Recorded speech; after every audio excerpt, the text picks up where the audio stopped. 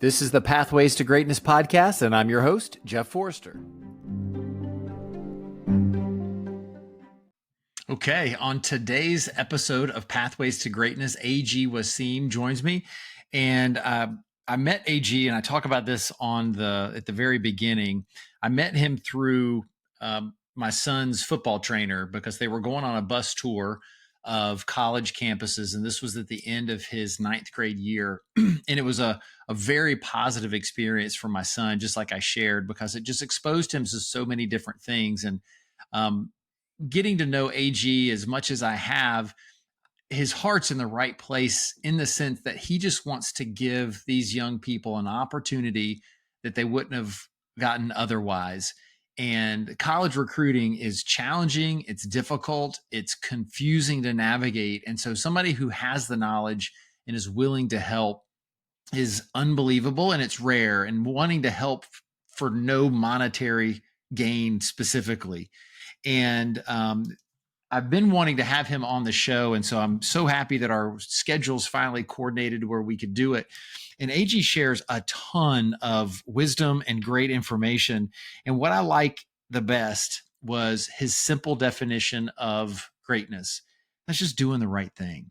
And as you listen in the podcast, you'll hear what doing the right thing means. And this is something that will not only help you in your own home, but it's going to help your neighborhood. It's going to help the community that you live in, and ultimately up to the world. Because if we can all just do the right thing and do kindness to other people and be real and be honest and just look for other people to have success where we may not have, this world's going to be a great place. So ladies and gentlemen, AG Waseem.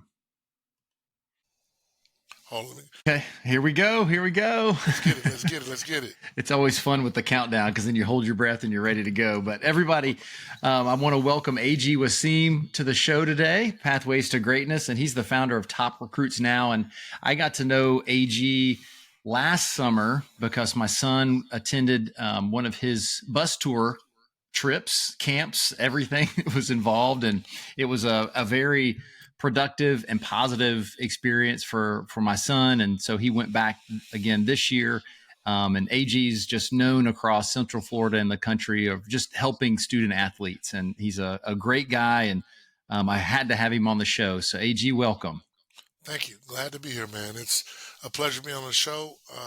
You're so kind, but you really are probably one to, I couldn't help but be on the show because you're a really good parent. You do a lot for your kids, and you just really, very supportive. And, I just wish more and more parents would be supportive of their kids. Well, thank you. Well, before we get into the meat of everything, I like to play a game, and it's called Would You Rather. You ready? Okay, I'm ready. All right. Would you rather freeze time or go back in time? At this age now, I think either way, at this age now, I'd rather go back in time. Okay. When I was younger, if I was in my 20s, I could freeze it. That's like I try to tell these kids, you're about to come into the best time of your life before you have any responsibilities. Like I tell my son, when you can call your dad and say, hey, man, can you give me some money? That's the best. And then all your loved ones are still alive, So if I could go back in time, that's what I would want to do. Okay. Would you go back? Is there a particular time in your life that you would like to go back to, or even further back into the way past? Now you got to go back to like high school to me. Like, if I could go back, I'd go back to high school knowing what I know. I'd be, it would be easy to accomplish your dreams. I would tell any young man or woman out there to listen to your parents. They're taking a test that the test you're taking, they've already taken. And I think sometimes kids don't listen to their parents. And if I go back in time, my dad, I would definitely listen to more of the things he had to say because he was right. Even to the point where, he's like, man, you're going to get married and your wife's going to run the show. And I'm like, not my wife. I'm running everything. and I'm like, it's going to be my house. It's going to be my rules. So I'm regulated to my little piece of the house that she gives me. The rest of the house is all hers. Yep. Virtually every man on the planet, if you ask them, hey, do you want to go somewhere on Thursday? They're like, well, hang tight. Let me check with my wife and make sure that I can. That part. Yeah. And my wife is not going to sneak in shopping bags like mom does. I remember saying that distinctly. I was right. She doesn't sneak them in. They just come right in at Amazon now. I know it's bold. It's like, well, what are you Yeah, going to do? yeah. That's awesome. Okay. Would you rather live without music or TV? Music, Okay. because I got to watch football and basketball and sports. If it wasn't for that, I would probably go the other way around because I don't care about movies and stuff. But sports I have to watch, so I get it. I I would get it. definitely rather We're do that. You and I are probably one of the only few I've done. I think you'll be episode 81, and probably only four people out of all the people that I've asked have said that they would live without music. So I'm with you. Hey, I could do that all day. That's easy. Yeah. And I had one young man that I was telling, he's like, well, I can listen to music on TV. I was like, see, there you go. That's thinking. Smart kid. Whoever he is, he's a smart kid. Yep. Okay. Would you rather have pizza or tacos? Tacos. I'm from San Antonio, Texas. I don't even care about pizza even right now. I'm from San Antonio, but I have my tacos with all my cilantro and and stuff like that. But I don't like the tacos here in Florida. I'd have to have the tacos in Texas. Okay. Have you found any tacos in Central Florida that you've enjoyed? Actually, it's a little spot in Ocoee, and it's right on the corner of Claricon Ocoee and Ocoee Apopka Road, and it's not bad. It's right next to Dunkin' Donut. I don't know the name of it, but it's probably the most authentic that I've seen. Kind of close to Texas, but it's still not Tex-Mex. Still not. Okay. All right. Then the last question is, if you came with a warning label, what would it say? Uh, I got hold on, warning label. I'd have to say to keep it PG, it would be uh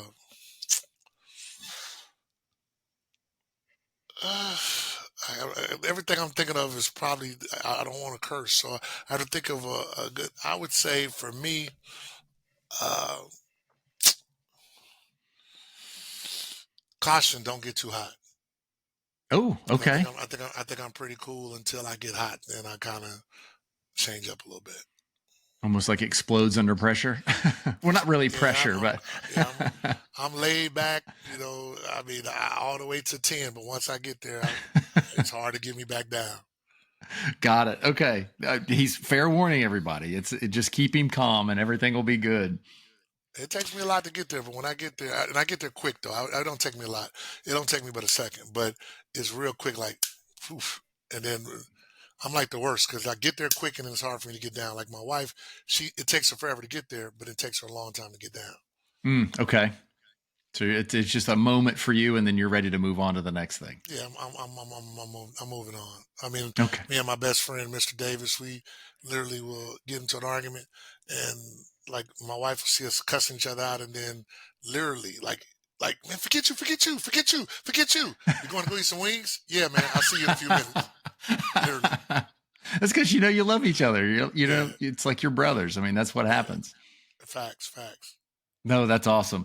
Well, AG, like I had briefly mentioned to you before we started recording, I started Pathways to Greatness back in 2023, just so the audience can hear that everybody has a different definition of greatness and everybody has a different pathway to get there. And I don't think that there's really ever an end destination if you're pursuing greatness. It's constantly moving forward and progressing. And ultimately, I want people to learn from people like yourself of how you've navigated life and how you've helped other people navigate life, and ultimately just not quit. There's too many people that just decide to quit and Right. just hang it up. And I just want people to pursue and continue to move forward.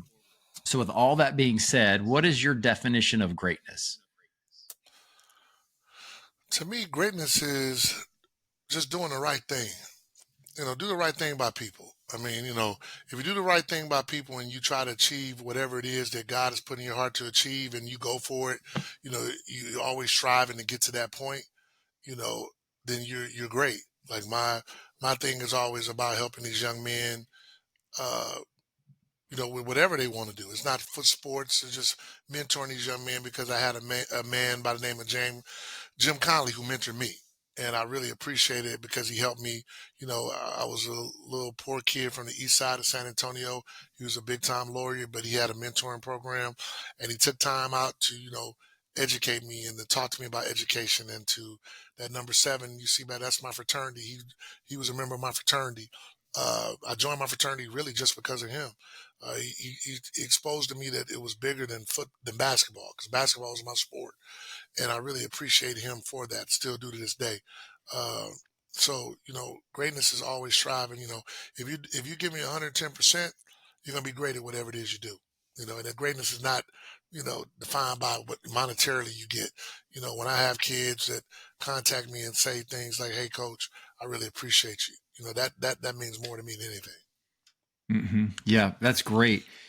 And so along those lines, I would really enjoy, because I don't know your background, and I would enjoy, especially when you talked about that mentorship program, just as much as you'd like to share about where you came from and a lot around that mentorship program, the things that you learned and gained and benefited from with that. Yeah, basically, I'm from San Antonio, Texas. Grew up in San Antonio, Houston. Uh, Economics. I'm the first person in my family to ever go to college. Um, I'm talking about my family on my mom's side, my dad's side, but I spent a lot of time on mom's side. But I was the first person to go to college. Period. Uh, so, Mr. Conley, when I was a junior, senior in high school. I was pretty good in basketball. He saw me at an all-star thing, and he took a liking to me. And basically, he just mentored me. I mean, like paid for my prom, But he had things that, like, he introduced me to the mayor of the city of San Antonio, introduced me to the council people. He uh, he started taking me to black and white events, just things to to expand my horizon, and which I really appreciated. And then uh, but his program was just me, really. I mean, he really took the time. He saw something in me, and and matter of fact, is there. He said, "I think you'll be a great, great young man," and he poured into me. He said a lot of positive things. He saw something in me that I didn't see in myself at that age. And I think that's what all these little young men need. You know, that's the importance of good coaching, good mentors. They need those kind of things. And he had his son actually at one point led the country in scoring, ended up going to Duke, played his ball at Duke, but just a really good man, man. I really appreciate it. What were some of the, like, when you first started that, what was your thought about, here's this guy that's going to take me under his wing and I'm not really sure how to take it. I mean, you talked about earlier about we have to listen to our parents. Now you have someone who's not a blood relative that's trying to share with you and guide you. And what was your thought about what that was all about? Well, for me, honestly, the other thing that I had a really good stepdad too. Like him and my stepdad came at the same time. But my stepdad was really good. But like right when he moved to Atlanta, because him and my mom they're getting ready to move to Atlanta, uh, and they had just got married. Uh, he had like an aneurysm, so he wasn't Mm, able to. So he wasn't, able to really do stuff for like a year. And he's recovered, doing great, everything now. But during that time frame, that's when I got with Mr. Conley, and I think because of my dad, he took a liking, and at that age, you almost like with my dad, I was fighting everything he said, to be really honest, and he was right. But Mr. Conley came in, and he was saying the same thing, but sometimes kids don't want to listen to their parents, and that's why it's important. That's why they say it takes a village, because honestly, looking back on it at 55, and we're talking about 15, 16, he was saying the same things my dad was saying. He really was.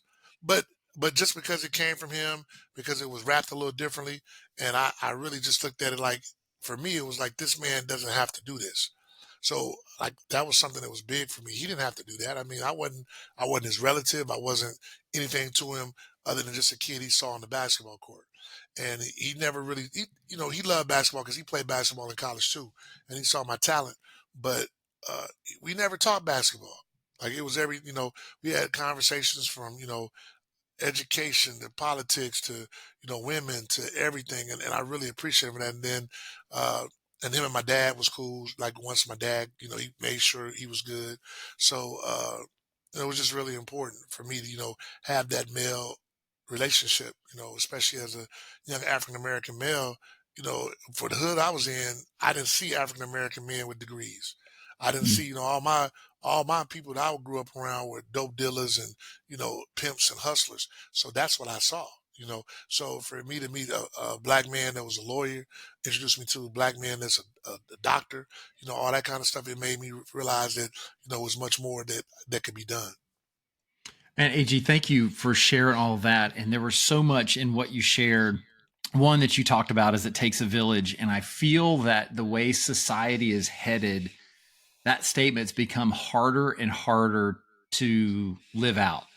Like we as adults have to be intentional and seek out opportunities to pour into young people. What do you think about like some of the challenges that you see around being a village and trying to help these young people see that there's more to life than what they see right now as a, whatever situation that they're in?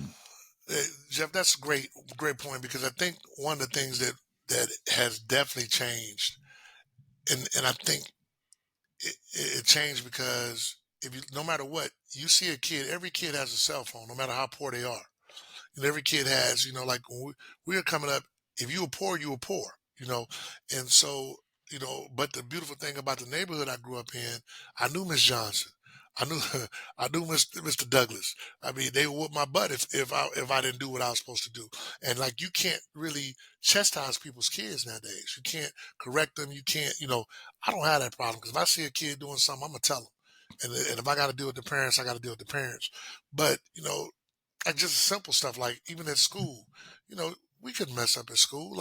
You know, like you did not want the school to call your mom and daddy or your auntie, your grandma, you didn't want that.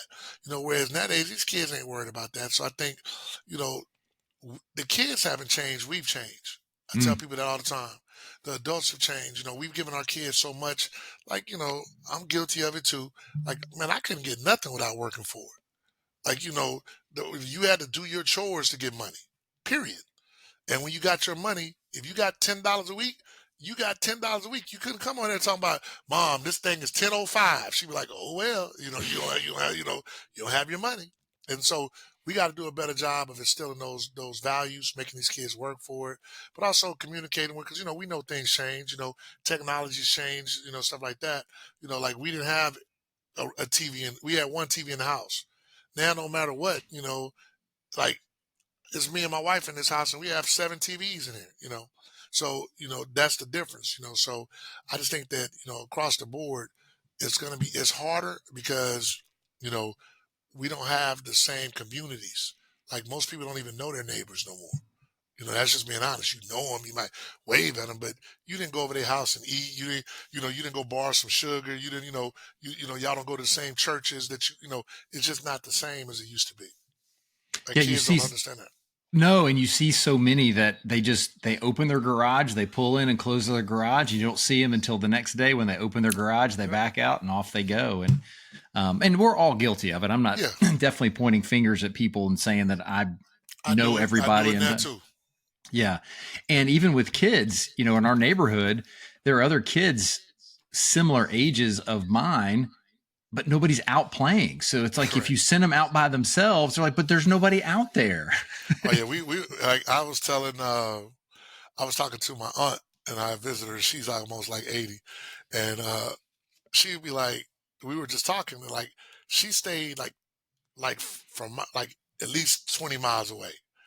Like maybe like 15 to 20, but we would ride our bikes over to my auntie house, like all the cousins, and and we knew everybody in the whole neighborhood, and it'd be like 15 to 20 of us just riding around, and you go to somebody's mother's house and she fed all of y'all. It was just different, like you said, and these kids, they don't get that. But I think that we as parents, when we see kids, and you know you see kids that they need that interaction, because the reason I say it takes a village, I deal with athletes. I deal with kids all the time. I could tell your son something. You could tell him the same thing. I've seen it. I've seen it literally, where the dad is telling him something that I as Coach AG said, and they're like, "Oh yeah, Coach AG said you should." And the dad is sitting there like, "Man, I've been telling you that for 3 years." So I get it. I mean, so we just got to try our best to make sure that we incorporate just passing on the knowledge, because you can't take it with you. Unfortunately, we all have to die at some point. You can't take that knowledge with you, but you could pass it on to kid. And if, every kid doesn't listen, I got a kid right now that won't say any names, but he's not listening. but I got other kids that listen, you know, and so those who listen do better. If I could give a kid any advice, it would be that listen to your elders, because those who listen early, earlier you listen to your elders, the better your life will be. I guarantee it. Yeah, and that's a lesson to us as elders and as Yeah, adults to not be stingy with the information that we have and the lessons that we've learned. And I'm curious of your thought, like when you're working with student athletes, how often do you share your failures as well as your successes? I probably share my failures more than anything. Like I Mm. always try to tell them, you're taking a test that I probably failed. So there's no reason for you to fail because I'm going to tell you, like I tell the kids all the time, uh, I'm like probably one of the few guys. I average like 25 points a game coming out of high school, but I had to go to a smaller school because my attitude, my attitude sucked. I mean, I'll be the first one to admit it, especially, at the time, I thought my coaches was tripping, everybody was tripping. And my lovely grandmother, who's gone and passed away, Amara Willis, she used to always tell me, she said, baby, if everybody's saying the same thing, it's probably true. And she didn't know nothing about sports, but she knew that if all the coaches saying that about it, and then I ran across a coach that he had me and he wasn't as forgiving as the other coaches. You know, I remember distinctly cussing him out at a high school basketball game. I remember it because that's right before my dad had his aneurysm, but that's when my dad beat the crap out of me. And I was, 15. I said, man, you ain't gonna whip me. I ain't taking nothing. This dude went in there and moved every piece of furniture out of the house. Every piece of furniture, man. Told my mama, look, you gotta stay out of this. And I knew when he closed, like seriously, man, when he closed that door, I went in the room and I put my dukes up like, I'm gonna whoop him. If he try to fight me, I'm gonna whoop him. And he closed that door and he had tears in his eyes. I never, man, it just blew my mind because it was my first time seeing a grown man cry. And he said, man, you're probably one of the most talented kids I know, and you're smart and you're handsome and you this and you that. And he said, man, but you be messing up. And he said, man, I let you slide all the time because I'm not your real father. And man, and as he said it, he started freaking out. He's like, but you know what? I clothe you. And you know what? I feed you. I was like, oh, hell, it's coming.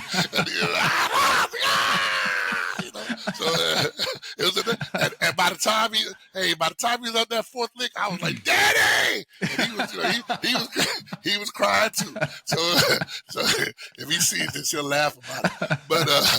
But and then he had the aneurysm, and then I didn't have anybody. If he wouldn't have been hurt, he'd have been able to reel me in a little bit more. And my mom, she couldn't reel me in. And this is the advice to you women: sometimes you have to let the men, do that kind of stuff. And the coach, he was, you know, I went off and cussed him out, and he remembered it. So now we're fast forward 2 years later, and all the college coaches are coming. Guess what? He still let me play on that team because I was really good. But he damn sure told him what the stuff I did. And then as time went on, and I was just getting, like I was getting smaller D1 offers, but my buddies that was averaging 13 and 14 was going to Oklahoma, and Mm. I was like, what the hell is going on? And Wim Sanders is one. He was at Alabama. He said, man, you've been blackballed. And back then, see, it wasn't recruiting service. It wasn't like back then. Your high school coach was everything, you Hmm. know. So you got to be careful. Like, and that's what I tell parents and kids. It's a game within the game. You could be the best. You could play the game better than anybody, but if you don't play the game, like the game of knowing how to be cool with these coaches, knowing how to make sure you're nice with your teachers, knowing how that you're doing everything, and people call it brown nosing or whatever. You can call it what you want because it's just now that I'm grown, you can get if you're nice to people, you get pretty much whatever you want. Hmm. Seriously, if you're not a butthole or a jerk, you'll be surprised how many people help you out. Seriously. But you can't be a butthole and jerk and then expect people to have your back. And that's the thing that kids don't understand at that age. And me as an adult, because I went through it, I don't do that. As adults, we should be able to say, hey, he don't have he's not he don't have his full sense right now. He doesn't. I don't care what kid it is. He doesn't. He's not fully even matured. I wasn't at that time. But looking back on it, like now as a 55-year-old man, I wish I could. Even though the coach did what he did, I was going to apologize to him for my actions. Yeah, and it's so powerful, and I hope everybody really listened and tuned in to what you shared. Is that you shouldn't burn bridges, and you should. It's that slow to anger, slow to speak.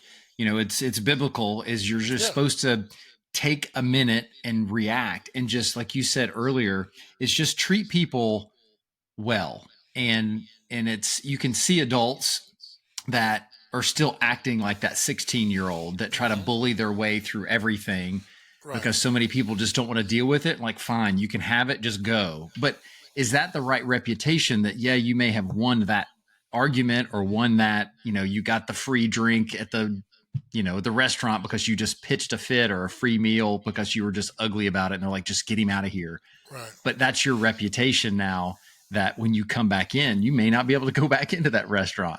Your reputation precedes itself, and that's what I try to explain to these young men.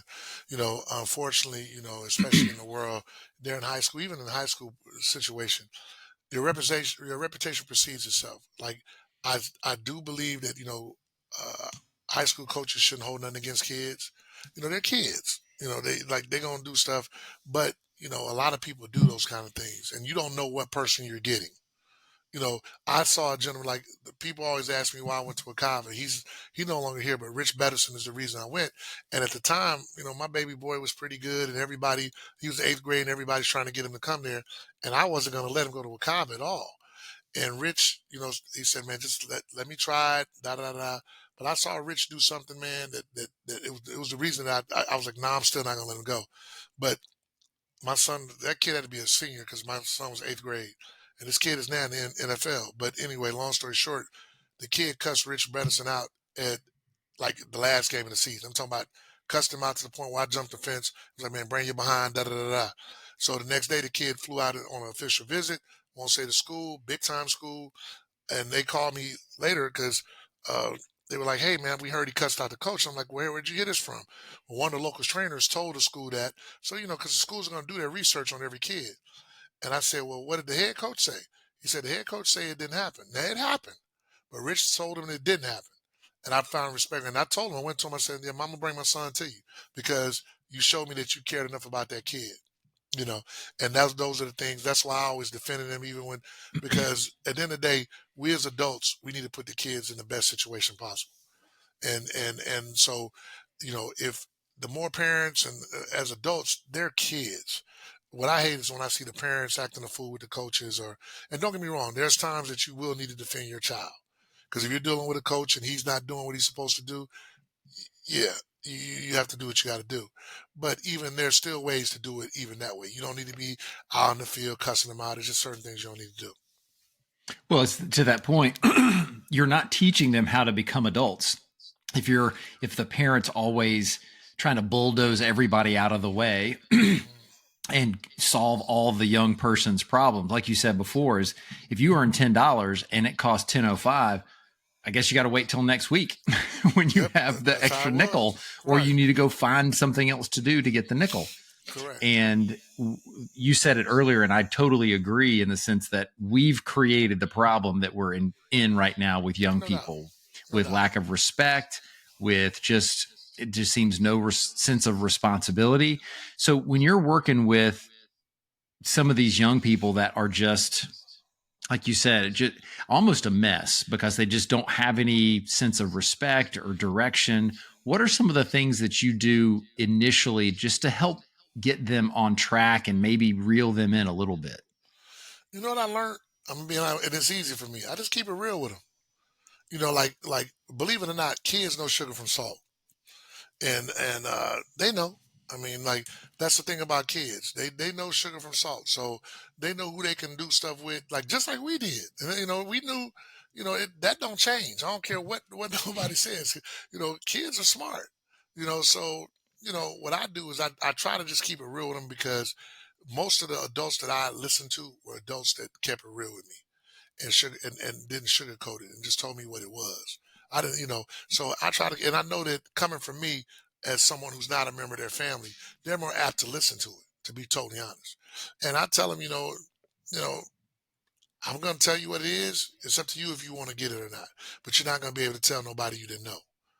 I deal with a lot of kids on, football scholarships and stuff of that nature. So I always try to tell them, you know, what, what colleges are looking for, you know, and I think, it's unfortunate because right now everybody's about making money. And like and it's like their livelihood, and they're trying to, that's what I see in youth sports. That's really the biggest problem I see, and and and I'm okay with you making money if you really provide a service, but it's a lot of people that are trying to make money and they're not even doing anything. There's no services, and I don't even try to bust people. And even if you make money, you shouldn't just bust them over the head. So I think the money aspect has caused the problems in youth sports. I think the unrealistic abilities of, like, every parent thinks their kid is the next, Michael Jordan, you know, Michael Vick, Christian McCaffrey, instead of just allowing your kid to be whatever they are going to be. To me, you're more than an athlete. I think that's the problem that we see a lot. We're putting too much energy on these kids to be, an athlete, and we're not focused on the person they're going. Being an athlete is like that, like it's like icing on the cake, but you got to have a good cake. Everybody likes, everybody prefers icing, but if you can put icing on a cake that's terrible, you're just gonna have a bad tasting cake. So you need the cake ultimately has to be right. So I try to just, when I deal with the kids, keep it honest with them, keep it real with them, let them make the decisions. Uh, but my goal is that I don't if I know something, I don't want them to ever sit back and say nobody told me. So That's the when key to it.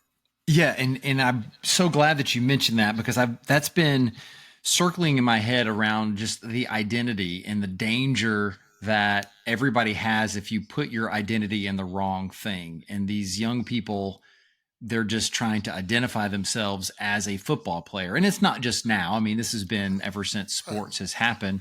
And as an adult, we've had identity in our profession, or identity in our spouse, or the car that we The have, the kids, way the we look, the kids, right, right, kids. I'm right, so and so's dad. I mean, I don't, right. there's so many people that don't even know my first name. I'm just Deuce's dad. Correct. And I'm Correct. okay with that. But at the same time, we have to say, was whenever that identity leaves and that's not there anymore, how do we respond? And so I'd like to get more around, your thoughts on how to help young people and even ourselves find and establish that cake. So that identity of who we really are as a person, because that's who's going to be there at the end when our family's around us and we're on the bed and we're about to take our last breath. It's the person that's there. It's not all that other stuff. Well, see, that's why I say, I hate when adults judge kids because they don't know who the hell they are at 15, 16, 17, 18, 19, and they're going to do some dumb stuff. And like I tell people, they do some dumb stuff and they're going to do some more. They're 15, 16, 17, 18, 19. We have to be there to kind of help guide them. And it's almost like now that my daughter's 21, she would always say to me, "Daddy, how do you know?" Because she'd ask me about, "Daddy, how do you know?" I say, "Baby, because I've been a 17-year-old boy. I've been an 18-year-old boy. My son is, he still think Daddy don't quite know it. He's kind of in between. He's gotten better, but like I told him, son, you're gonna make some mistakes. I get it. Your daddy made some mistakes. It's what it is, but you just want to make sure that they don't make a mistake they can't recover from. That's the key. They're gonna do stupid stuff. They're gonna you might miss a class here or there. All the stuff that we say, because it took. I'll tell you an example. It took one of my good friends. His son plays in the NFL. He plays with the Jaguars. He just got there. His name is Trey Flowers. Anyway, Trey comes down. He's 15 years old. His dad. I hadn't seen Trey since he was like 2 or 3, but his sister was playing basketball at USF. So I went down to spend time with the family, and we're there sitting there, and the dad is going off. Yeah, because Trey, he's not aggressive, and Trey, he doesn't do this, and Trey don't do that, and Trey don't do this, and so I I just let him finish, and then when he finished, I said, "So, you mean Trey's doing the same stuff you used to do?" He was like, "I said, then so Trey's eating his food like he was," and I said, "Oh yeah, remember the time when you did? Oh yeah," and I was like, he was like. And Trey, after that, me and Trey, man, 'cause Trey is like 30 now, and we've been like, he calls me uncle, he loves me to death now, but payback, because I'll say this, it works in reverse, because guess what? I was complaining about my son. He's doing this. He said, "Remember that time you cussed out coach?" I said, "Ah, yeah, I forgot about that. Yeah, I forgot about that." So, we have to remember that we were kids too. I think sometimes we lose track of that. And that's why, you got to let them know, some of the stuff that you did wrong, and that's where you're coming from. I'm not telling you this because I'm trying to be better than you. I'm telling you this because I made that mistake, and I don't want you to do the same. And I think And if they feel that, I think it's easier for them. I would agree 100%. And that's just being a good leader. I mean, we're Yeah, told to lead our household, yeah, but even in business, that's what you do is you have empathy to the people that you serve, meaning that you right. lead to make sure that they see. Because again, in anything that we do in life, you talked about making mistakes as a young person.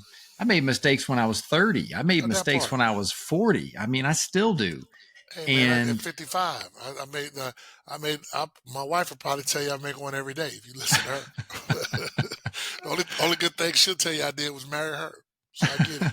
hey, that's good. It's all Yeah. about So what choices. I can't argue her down. No, that wasn't a good no. Yeah, I always laugh and I'm like, well, you made the decision to say yes and agree to this, so it's not my Oh, fault. you bold. You bold. I don't even go there. You bold. Yeah, but she knows. She knows. We all know who's in charge. It's like we said at the That part. beginning. Yeah. I wouldn't have it any other way. I would, Um, but I'm just like everybody else. yeah, yeah, Every other man, if he's married, he ain't running nothing. I don't care what he says. yeah, for sure. It Not just don't the. work like that. Yeah, exactly. Um, so when you look at young people, and I have a lot of parents that listen to the show, what are some of the other challenges that you see with this up and coming generation that as adults that we can help them with? We talked about mentorship, we talked about sharing and being authentic and sharing our mistakes. What are some of the other things that you see that we can start working on as adults? I think that it's hard for them, like relationship wise, like because they don't. Everything is this here now. They don't Mm-hmm. really, they don't really communicate with the opposite sex or whatever. Everything is online. They don't know how to communicate. Uh, they see like as parents, I just think we have to do a better job of if you and hopefully you don't people don't do this, but let's not argue in front of them. But if you do, you're gonna have to sit them down and explain to them, because they just see you arguing and they see you happy. So now they think that arguing and happy and all. I see a lot of that going on because I see this generation of kids and like because I deal with them, they arguing all the time with their wife, and I'd be like, me and my wife didn't argue when we was dating. I don't recall like we didn't argue till we got married, good and married like 7, 8 years now. We started arguing when y'all came here. That's what. Yeah. That's Well, you created the right. stress. Right. Now that you're gone, oh man, we love like we enjoy life. We have a beautiful time with no kids in the house. We really do. I tell people all the time, if it was not for grandchildren, I don't know if I'd had children. Seriously, and I'm telling you that God does not let you know how good empty nesting is because you would have never got married. Sure, I mean you'd have never had kids. Kids. You got married, and never had kids. But no, I just think like I said, at the end of the day, I think that we have to talk to the kids more and more. And like a lot of people, parents don't want to get involved in the kid, don't want to ask the kids questions. Ask them questions. These kids are going through a lot more, than what you know, like just like simple things like bullying. You know, we can handle bullying. We were brought up differently. They don't like just simple things. They don't know how to write cursive no more. Just certain things, have changed. I use that example is that things have changed. So we really have to do a better job of communicating with our children and seeing because every kid is different. And that. I mean, anybody who has multiple kids knows that what works for one kid might not work for the next kid. It's no standard.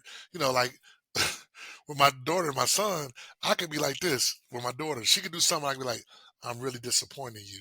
Oh, I can't believe I disappointed you, Daddy. I'm so sorry.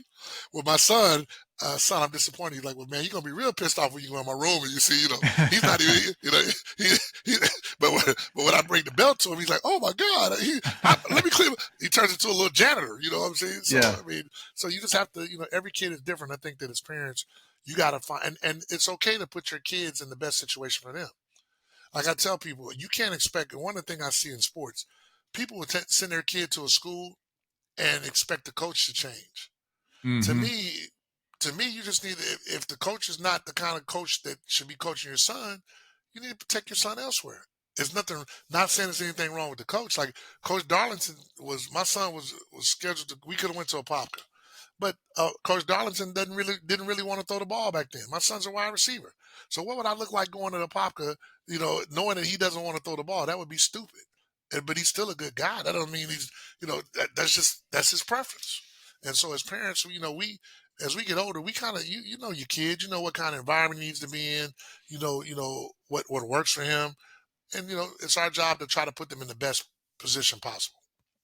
Yeah, and it's really good advice for everything. When you were talking, it was just like when you've probably heard it when you were getting married, is don't marry somebody expecting that spouse, potential spouse, to change. They're not going to Right. change. You're just At all. asking for a horrific rest of your life if it's Yeah. something that you can't live with now. Correct. And that's something that we've got to think about. And I also really liked what you said around communication, is I'm big on, it all comes down to communication. And if you're asking your young person to do something, explain the why behind it. Correct. They don't like to email coaches. They don't like to communicate, but it's an essential part of the recruiting process. And so I had this conversation just the other day, as I was like, well, this is preparing you for when you have to go interview for a job. And the response was, well, what about those job boards? I'm like, buddy, that's just telling you where a Correct. potential job is. That's just the beginning. I was like, you have to email, you have to write cover letters, then you have interviews. I'm like, it's not like you just you draw and go, okay, I want that job, and that's where you're going to go. And so it's explaining to them, is everything that they're doing now is preparing them for things in the future, because it's all transferable skills. And that's what I No love doubt. about sports, is it also sets them apart because they're now doing hard things that your average teenager is not having to do. Well, sports wise, I'm glad you brought that up. One of my biggest issues with parents, and I put this on the parents, you're like you brought up, you're trying to get your son a job. Basically, and especially now, it's just big business. So if your son is trying to get a scholarship now, it's a job. You're trying to get them a job, and they do have job openings out there. But what are you going to do to differentiate yourself from the other people that are trying to get that job? And like you said, it teaches them that at an early age. Like they're going to, some people, they don't understand the importance of contacting college coaches. Like little simple things. I deal with college coaches all the time. I've had kids get scholarships just by, contacting and contacting college coaches because the way they wrote to the coach, he was like, "Oh, let me take a look at." Matter of fact, the best example ever was Josh Allen. They were just talking about him on TV. He literally sent an email to every school in the country, and only one school replied, which is Wyoming. But what if he had said, "You know what? I'm just gonna wait for them to see me. I'm gonna wait. I'm so good, they're gonna see me eventually." What if he had that kind of attitude? And and I tell people, recruiting is not a spectator sport anymore. Recruiting now is so many people trying to get so little spots that you're going to have to, as a parent, invest in your baby. And it's different, don't get me wrong. It's like anything else. You go to the grocery store, there's 20 different hot sauces. One hot sauce may be $10, one maybe two. You got to get in where you can fit in, But, you know, uh, there's ways, like as a parent, you can just email all the coaches. They have, NCSA, which I'm not the biggest fan of, but and then you have other organizations that can help you with your kid getting to school, but you better do something. It's as low as you know your financial situation, but your kid has to do something. And the most important thing on their job is you got to be good at the job you at now. Uh, so when they come to him and say, "Hey, coach, what kind of kid is AG?" Oh man, he's a great kid. And they're going to look at your grades. They're going to look at your attendance. They're going to look at all that kind of stuff. I mean, that's what they do. But trust me, like I tell parents, they're at the point now. They're not just asking about the kid. They're asking literally. I just got the phone with a coach before we talked, and they didn't recruit the kid because of the parent. They didn't recruit the kid because of the parent. The kid's actually a good kid, but the parent. That's why they didn't offer the kid. So, as parents, I hope that they listen to what you said about, you know, teaching them to go ahead and go get it because that's really what it boils down to. If you want the job, you got to show some interest in the job. They have over 1,000 people trying to get that job. They only hiring 25 people, but they have 1,000 people trying to get it. So what makes you any different? Yeah, and if they can figure, just like you talked about before, is if you could go back in time and help yourself, these are the things that we can do with our kids, and but we Yeah, have to explain it. And if you see that you're not making the progress that you feel like you should be making, you reach out to people like AG and other people around that can be that third party voice just to pour into the young person and just say it a little different, it's not and even then young folks. It's not even young yeah, folks. Like literally, when we got off the bus this year, I weighed 290 pounds, and that was what, a month ago, like maybe 5 weeks ago. And I literally today weigh 267 because what I did, I have a friend of mine that works out. I called him. I said, look, man, I'm getting too fat. I'm almost 300 pounds. He said, what? He said, man, come on. He said, come to the gym. I got you. He said, I'm going to work you out for free. And, he said, and you're just going to work out with me. And I've lost 23 pounds that's awesome. in that time. So it's not just, people have experiences, but you have to, lean on it. Like for the knowledge I give parents, I can charge so much if that's something I want to do, but it's not what I want to do because I have a day job, you know. So, I look at it as, for me, I I had two kids that played college football. And all you are as a parent just want your kid to get opportunity. That's it. Like the bus tour you see, it started because I had a guy, I was taking kids around. I got tired of driving, but I saw a guy in the bus and he was charging $2,500 a kid. And we went to the same spots and he was getting it. This was 12 years ago, and people will say I'm charging a lot for 700 bucks, which I'm just giving costs, because I can't charge you for something that I would like. It's something I would do anyway. Seriously. Right, right. I'm not finna, like if you come to my house and be like, "Hey, G, I want a beer out your fridge," I'm not gonna say, "Man, that's $2.35." What I mean, man, get the beer, man. I'll see you whatever. I mean, but I think that I think that the biggest thing is parents. I think one of the things that's going on, parents don't want to parent anymore, and and you know that's one of the things I see is because you do have to help your kid. They're not grown. They don't know everything. They're not going to listen. You still have to, fight through it. And people get frustrated, and throw their hands up. Oh, you can't throw your hands up. These are kids. You can't. And I look at all these kids as my babies because, the other reason that I'm so animated with these young men too, I have a daughter. If they don't know how to be men, then hell, what the hell is my daughter going? Who's she gonna Mm. marry? You know, I mean, so I don't give up on none of these guys, man. I mean, I think a lot of times, and it's always so good to me when I see kids who people gave up on and they went off to college and they got a good coach that loved them and just taught and poured into them about being a man. They didn't make the NFL, but they became the first person in their family to get a degree. Man, that's greatness to me. Yes, I cannot disagree at all because it goes back to what you said earlier. It's the cake, it's the person, Mhm. is that the athletics will go away one day. Oh, We no doubt. all age out of that at some point, or it's just time for a shift. And Right. if that core person hasn't been poured into, hasn't found the belief in themselves, it's just going to be a mess. And I'm glad you said because one of the things that we really have to do with kids, and this is one thing I don't care what religion you are, you have to have a relationship with whatever God you're gonna be. I personally, Jesus Christ, my Lord and Savior. But if you want to do Allah, if you want to do, but you have to believe in something because you're gonna have to have faith, and you're gonna have to have that substance that's gonna be able to carry you over. Yes, And sir. that's something that like the kids, they gotta have. Because it's gonna be tough out there. You go to college, I promise you. I don't care if you're the number one guy in the country. That first practice, you're gonna be like, "Whew, I don't know if I can do this." Yes. Well, it's like every time you go to a new, somewhere Job. new, Yeah. there's always somebody better. There's always somebody that everybody looks to before you, and it's your time to get there. I heard a statement. I was watching this new series on Netflix called Sprinter or Sprint. Yeah. I think it's Yeah. Sprint. It's sprint. And, yep. And then this one, the former British world record holder was talking to the new British world record holder. And he's like, you have to train like a contender. Don't train like a champion because Yep. champions have it. So they're not going to train as hard as the contender trying to get it. And I really Correct. like that, because if we have that contender mentality all the time, it keeps us hungry. It's like nobody's going to take that.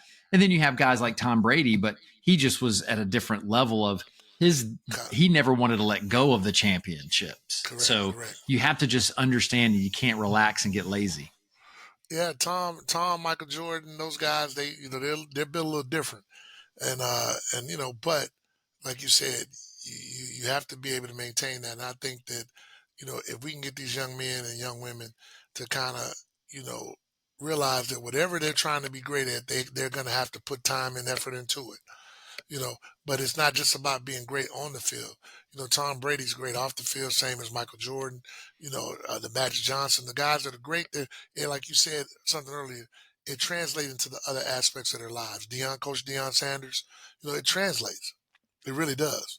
I mean, they develop skill sets that all this stuff translates, and that's the beauty of sports. Sports teaches you so much, and that's why I believe in it so much. For sure. I'm with you on that one. So I know everybody, we were not really all over the place, but I just want to bring it back to your definition of greatness is just doing the right thing. And everything that we talked about today was just doing the right thing for our kids, for society, for our culture, of just find the opportunity to pour into other people and don't turn an eye when you see a young person who needs help, because you don't know what they need. And it just, a simple hello and a good job could be what sends them on the right path to success. Speaks volumes. Like you don't realize what a data boy does to a kid. You just don't know. You may Yeah, be like I have this rule. I may be the only person that told that kid something positive. I try to always tell the kids something positive because you never know what they're getting at home. So try to tell them something positive. for sure. Well, AG, before I want to be sensitive of the time, so what would you like to leave the listeners with today? Just honestly, if you're a parent and your child's an athlete, you're going to need to make sure that you get him or her. If you don't know what to do, research it, go online. If there's a spot, a couple of parents have used it, coachrecruitme.com. I would tell any parent one of the biggest issues that I see in football is parents don't have an honest evaluation. And one of the things that they do on coachrecruitme.com, you can literally go and get an honest evaluation on what level your child should be. And then if from there, I think you pay $60 a month if you want it or not, but at least they're going to tell you your child is D1, FCS, whatever it is. So that way you could target those schools because the reality is it's over 2,000 schools. Now you'd be a fool to reach out to all 2,000. That's just too much. But if your child is scheduled to be if someone tells you who actually understands the recruiting side that your son is an FCS kid, you might want to reach out to FCS schools. That doesn't prohibit you to reach out to the Floridas and Florida States and Alabamas. You can still do that. But I'm seeing way too many kids that are turning down opportunities to play D2 FCS because they're waiting for the Florida State, Miami's. So remember, the key is to get a free education, or it should be. Don't get caught up in the NIL. I think that we're moving like everybody has NIL summits, NIL discussions, NIL this, and it's only going to be about at best 20 kids across the country that have true NIL in football. Believe it or not, what people don't realize, most of your NIL money that really is coming is women's sports. Mm-hmm. Because like the women who have 2 million followers, she's a cute girl. Yeah, she's the one that's getting NIL. Yeah, but in football, there's not that many. And so let's just keep the main thing, which is to make sure these kids understand the importance of getting an education. If they, to me, if they go off to school and don't get an education, what's the point? Seriously. So parents, you do have a certain responsibility. If you need any help, you can always just get at me. I'm nice enough to just give you the information. So just whatever you need. AG, how can people find you? Twitter, Instagram. I don't even know my Twitter handle to be honest. My daughter knows it, but but I'm usually on Facebook more than anything under AGYC. But matter of fact, let me see. My daughter, I guess it's not Twitter over. She set it up for me. Hold on one second. Let me see what my daughter got me. I don't know what she had. Let's see.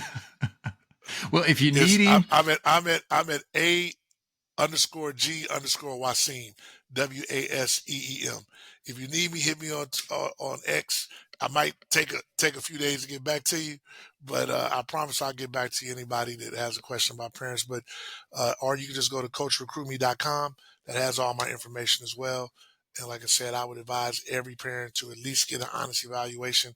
What I've done is, with my relationships with college coaches, I like, let's say your son's an offensive lineman. Well, I have Wally Williams, who played offensive lineman at FAMU and played in the NFL.